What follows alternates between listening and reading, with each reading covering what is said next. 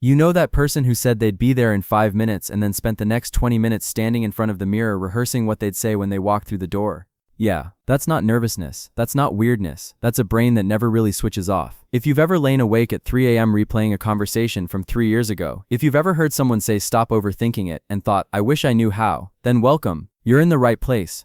Today we're getting into the psychology of people who overthink everything, not to diagnose you, not to fix you, but to finally make you feel understood. Because what the world calls a problem, science calls something far more interesting. Let's start with the thing no one tells you. Overthinking isn't a flaw in your thinking. It's a feature that got turned up too high. Psychologists call it rumination, the tendency to repeatedly loop through thoughts, scenarios, and outcomes without reaching a resolution. And here's what's wild. It's rooted in the same cognitive trait that makes people highly perceptive, deeply empathetic, and remarkably thorough. You're not broken. You're running a very powerful processor on very old software. Think about it like this. Most people see a conversation and move on. But overthinkers see a conversation, and then they see the conversation they could have had, the one they probably should have had, and all 11 possible ways the other person might have interpreted what they actually said. That's not anxiety, that's a brain that notices everything, and sometimes noticing everything is exactly what the world needs, just not all at once, at 2 a.m., about a text you sent in 2019. Here's where it gets genuinely fascinating. Research shows that overthinkers tend to have higher activity in the default mode network, the part of the brain responsible for self-reflection, imagination, and future planning. In other words, when other people's brains are resting, yours is running simulations. You're not overthinking because something is wrong with you. You're overthinking because your brain is trying to protect you. It's scanning for danger, rehearsing outcomes, covering every angle, because somewhere along the way, being prepared felt safer than being caught off guard.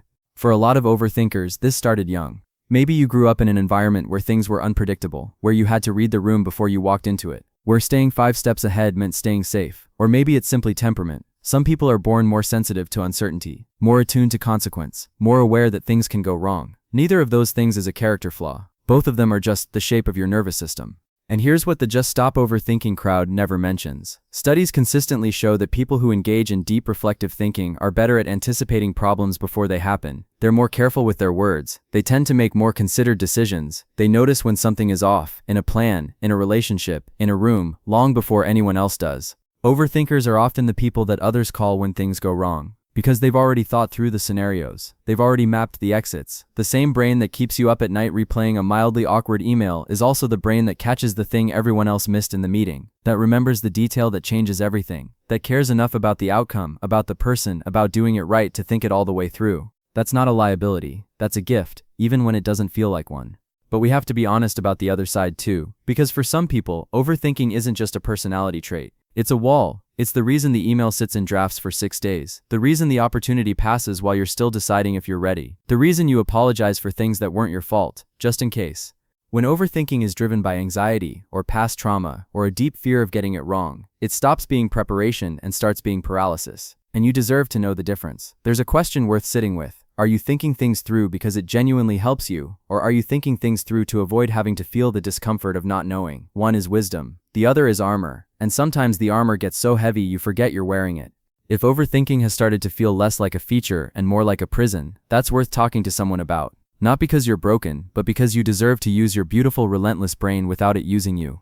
So what do you do with a brain like this? First, stop fighting it. Telling an overthinker to just stop thinking is like telling someone with perfect pitch to unhear a wrong note. The sensitivity isn't going away. The goal isn't to shut the brain down, it's to give it somewhere to land. Overthinkers tend to do really well when they have structure, creative outlets, or a thinking partner, someone who can help them process out loud without judgment. Journaling works. Long walks work. Talking it through with someone who gets it works. What doesn't work? Ruminating alone in the dark at midnight, which, if you're watching this at midnight, you already know. The other thing overthinkers need, genuinely, is permission. Permission to not have the answer yet. Permission to make the imperfect decision and learn from it. Permission to send the slightly awkward email and survive it. Because here's the thing nobody tells you. You have thought it through enough. Most of the time you thought it through enough 3 days ago. The extra loops aren't adding clarity. They're just adding distance between you and the life you're trying to live.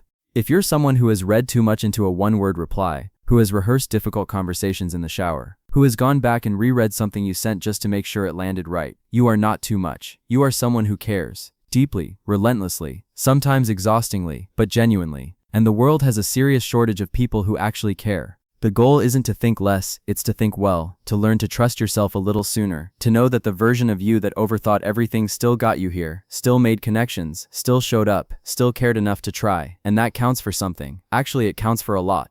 If this felt like something you needed to hear, share it with the person in your life who also needs it. They're probably overthinking whether or not to text you right now. Also, make sure to subscribe for more relatable content like this. We'll see you in the next one.